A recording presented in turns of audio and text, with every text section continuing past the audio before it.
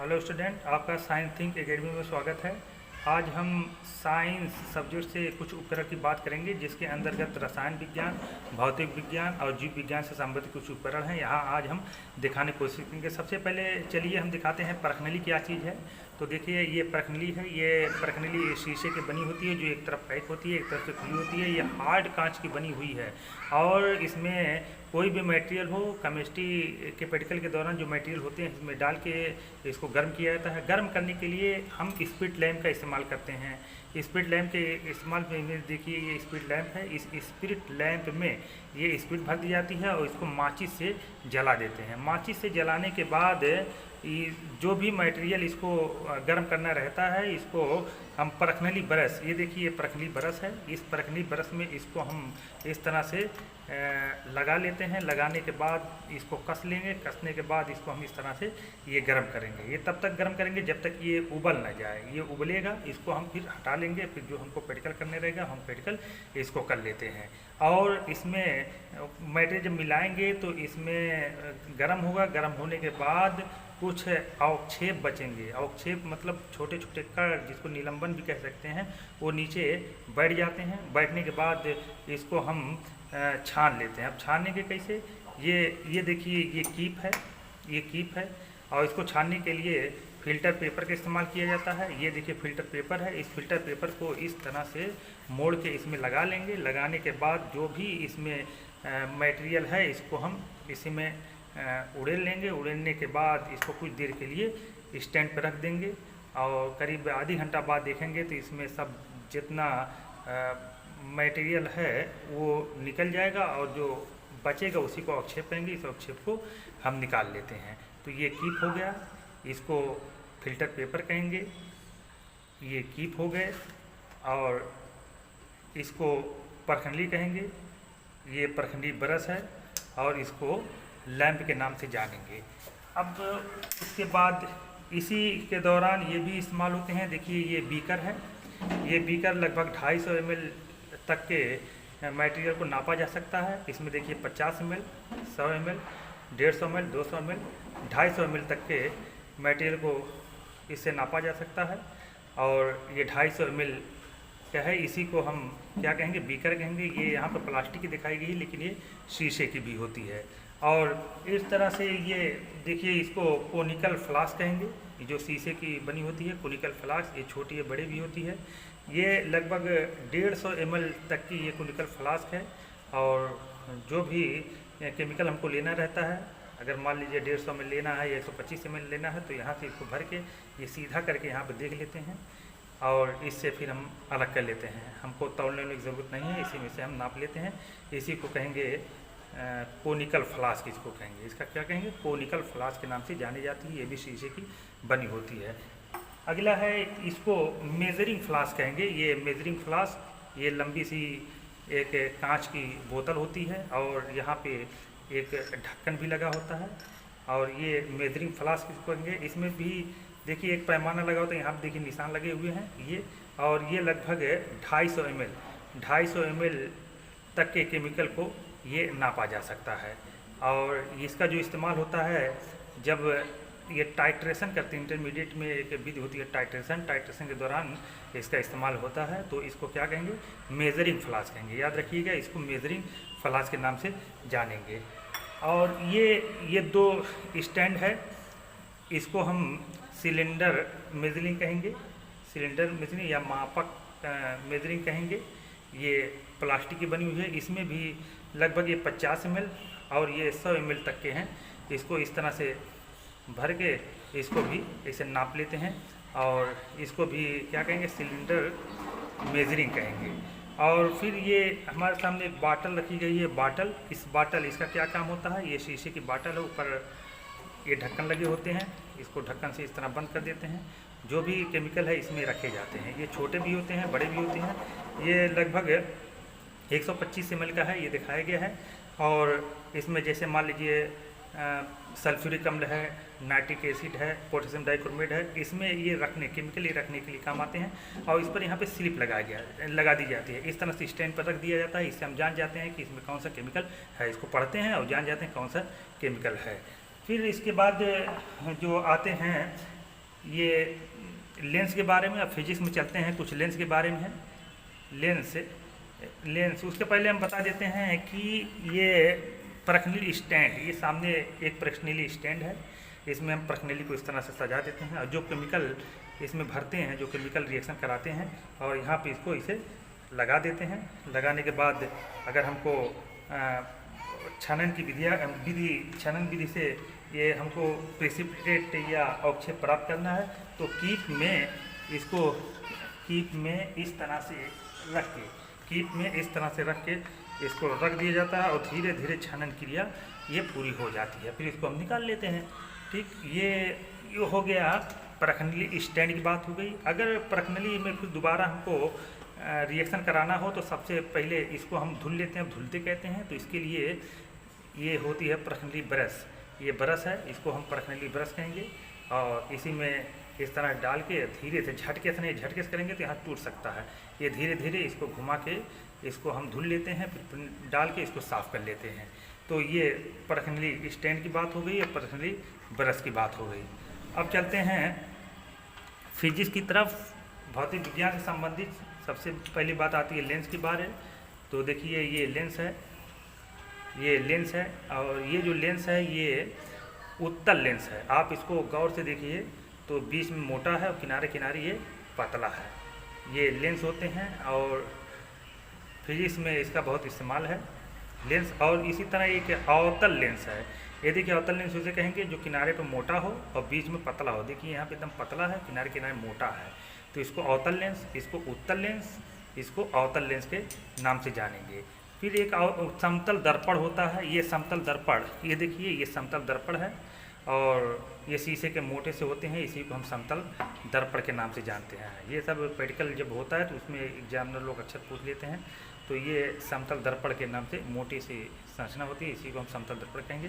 ये कक्षा 10 में अपवर्तन परावर्तन का जहाँ नियम है वहाँ पे इस तरह के प्रैक्टिकल कराए जाते हैं कि यहाँ से आप टार्च जलाएंगे तो एक किरण जो है थोड़ा सा मुड़ के इधर जाएगी, फिर यहाँ से निकल जाएगी। तो उसमें अपवर्तन परावर्तन को ये देखा जाता है। फिर उसके बाद ये देखिए रूम टेम्परेचर है। रूम टेम्परेचर इस तरह से इसमें, तो इस रूम टेम्परेचर के अंतर्गत ये कमरे का कितना टेम्परेचर है वो नापने काम आता है। इसमें जो लाल लाल देव भरा हुआ है ये ब्रोमीन भरे गए हैं, जबकि बुखार वाले जो टेम्परेचर होता है उसमें पारा भरा होता है, इसमें ब्रोमीन भरा होता है। अब यहाँ पे हम गौर से देखते हैं इतनी टाइम का जो रूम टेम्परेचर है लगभग 31 डिग्री सेंटीग्रेड है, या 31 डिग्री सेल्सियस दिखाएगी। रूम में लगा दिए जाते हैं, इससे टेम्परेचर पता चल जाता है। और ये देखिए ये कांच की डंड है। ये मान लीजिए कोई केमिकल डाल के हमको उसको हिलाना हो तो हम क्या करेंगे, इस तरह से इसको डाल के इसको हम हिला लेते हैं। ठीक, ये हो गया। अब उसके बाद आते हैं दर्पण की तरफ। ये देखिए समतल दर्पण है, गोली समतल दर्पण है। देखिए ये आप सबको बढ़िया आ रहा है। ये एक तरफ से ये पॉलिश लगी होती है और दूसरी तरफ से ये चेहरा हो रहा, आप इसको देख सकते हैं। ये अवतल दर्पण है, अंदर की तरफ जो है दबे हुए हैं, किनारे किनारे उभरे हुए हैं और पीछे ये पिंड लगे हुए हैं। ये अवतल दर्पण है, ये समतल दर्पण है। और एक तरह का दर्पण और है, ये आयताकार दर्पण है। ये इसका फिजिक्स में सब इस्तेमाल होते हैं। अब आइए ये चुंबक की बात करते हैं। चुंबक जो है दो प्रकार के यहाँ दिखाए गए हैं, दंड चुंबक और छड़ चुंबक। तो देखिए हमारे पास ये छड़ चुंबक है। छड़ चुंबक को गौर से देखिए, एक तरफ लिखा हुआ है यस, एक तरफ लिखा हुआ है यन मतलब नॉर्थ, यस का मतलब साउथ। इस तरह देखिए अगर इसको हम धागा लपेट के टांग दें तो हमेशा जो है उत्तर और दक्षिण की दिशा में ये रुकेंगे। ये क्योंकि चुंबक के में दो ध्रुव होते हैं, दक्षिणी ध्रुव और उत्तरी ध्रुव। ये उत्तरी ध्रुव है, ये दक्षिणी ध्रुव है।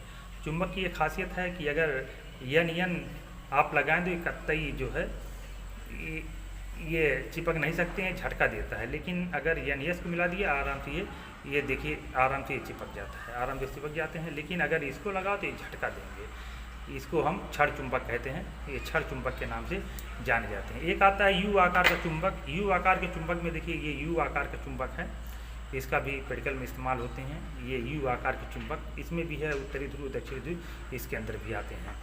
और ये प्रिज्म है, ये प्रिज्म है। आप प्रिज्म को गौर से देखिए, ये 3 कोने आकार की ये प्रिज्म है। और प्रिज्म का इस्तेमाल होता है कि यहाँ अगर कोई टार्च यहाँ पे जलाई जाए तो यहाँ सूरज की रोशनी अगर यहाँ पड़ती है तो इधर अक्ष पर 7 कलर के जो प्रकाश दिखाई देंगे, जिसको हम विबग्योर के नाम से जानेंगे। इसी को हम प्रिज्म के नाम से ये जानते हैं, ये प्रिज्म के नाम से जानते हैं। और फिजिक्स में फिर आ जाइए, ये देखिए क्या है, बैलेंस, स्प्रिंग बैलेंस है। ये स्प्रिंग बैलेंस, ये स्प्रिंग तुला के नाम से जानेंगे। ये लगभग 500 ml नहीं 500 किलोग्राम की क्षमता को नापने के लिए आते हैं। अगर कोई चीज़ नापना हो कितने ग्राम का है या तौलना हो किसके ग्राम का है तो यहाँ पर लटका देंगे और इसको हम यहाँ पे नंबरिंग जो है नोट कर लेंगे और हम जान जाएंगे कि ये 100 ग्राम का है कि 200 ग्राम का है कि 300 ग्राम का, क्योंकि इसकी क्षमता जो है 500 ग्राम की बनाई गई है। अब फिजिक्स में एक और आता है, एक वर्नियर कैलिपर्स होता है, एक स्क्रू गोज होता है। देखिए स्क्रू गेज, ये देखिए वर्नियर कैलिपर्स है, ये इसको वर्नियर कैलिपर्स कहेंगे। इसका फिजिक्स में बड़ा इस्तेमाल है। ये हमेशा गोलाई को नापने काम आती है। कोई गोल चीज़ हमको अगर नापना हो कि इस गोलाई का व्यास कितना है, इसकी त्रिज्या कितनी है, तो इसको हम यहाँ से खसका के इस तरह से खसका लेते हैं, खसका के यहाँ पे फिट कर देंगे इस तरह से। जैसे मान लीजिए इसको नापना हो, ये इसको खसका लेंगे और यहाँ पे इसको अंदर करके फिर इसको हम दाब देंगे। दाबने के बाद फिर देखते हैं यहाँ पे पैमाना लिखा रहता है। इस पैमानों को हम गौर से ये पढ़ लेते हैं। पढ़ने के बाद इसको कैलकुलेशन कर लेते हैं और हमारे व्यास और त्रिज्या सब निकल जाती है। गोलाई का कितना क्षेत्रफल है वो भी हम इसको निकाल लेते हैं। ये वर्नियर कैलिपर्स है, ये सिस्टम लगे हुए हैं। और ये देखिए ऊपर आगे पीछे करने का सिस्टम है, ठीक है ना। ये आगे पीछे करना, इसको ढील और टाइट कर लेंगे। ये आगे पीछे करने का, इस तरह से हम इसको यहाँ पैमाना दिया, यहाँ से यहाँ तक देखिए पैमाना लिखा हुआ है ना। तो इसको हम गोलाई वोलाई हम माप लेते हैं। इसी तरह ये स्क्रू गेज है। स्क्रू गेज का जो इस्तेमाल होता है ये तार की मोटाई के लिए होता है। तार की मोटाई कितना mm है, यहाँ देखिए 10 mm, 0 से 10 mm तक को ये नापा जा सकता है। अब तार की मोटाई जो भी हो, हम तार इसी के अंदर डाल के इसको इसे कस लेंगे। कसने के बाद अभी जो पैमाना है, इस पैमाने को यहाँ पे मिलाएंगे और यहाँ पढ़ेंगे। पढ़ने के बाद इसका फार्मूला होता है, इसको हम कैलकुलेट करके तार की मोटाई आसान से निकाल सकते हैं। इस तरह से फिजिक्स के अंदर एक चीज़ और है, ये कंपास है। और ये जहाँ भी रखेंगे देखिए इधर उत्तर की दिशा है। हमेशा ये जो कांटा बना हुआ लाल हुआ हमेशा ये उत्तर दिखाएगा। तो देखिए उत्तर इधर है और दक्षिण जो इधर है। इसको कहीं भी जाएंगे अगर हम दिशा भ्रम हो जाते हैं या जहाज वगैरह में दिशा की जानकारी के लिए या पानी वाले जहाज में दिशा की जानकारी के लिए इसको इस्तेमाल किए जाते हैं। ये इसी को हम कंपास सुई के नाम से भी जानेंगे।